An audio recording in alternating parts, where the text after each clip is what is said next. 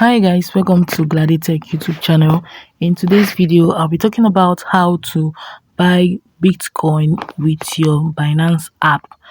Okay, for you to be able to buy Bitcoin in your Binance app, this is what you have to do. But before then, do not forget to tap on the subscription button and hit the notification bell. So this is my Binance app. So what I have to do is to tap on this yellow tag at the center of my and the interface of my Binance. Then I'll select buy crypto with USD. So the next thing I have to do is to select choose the crypto that I'm going to buy, which is Bitcoin. Enter the amount of Bitcoin that I want to buy. Let me say 5,000 USD. Then tap buy. Then the next thing I have to do is to confirm that I'm going to use my USD or MasterCard to buy.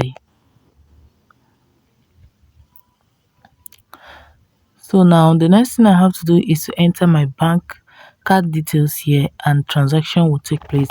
So guys, if this video was helpful, please do well to tap on the subscription button, hit the notification bell to always get notified anytime I upload useful videos like this. Thanks for watching.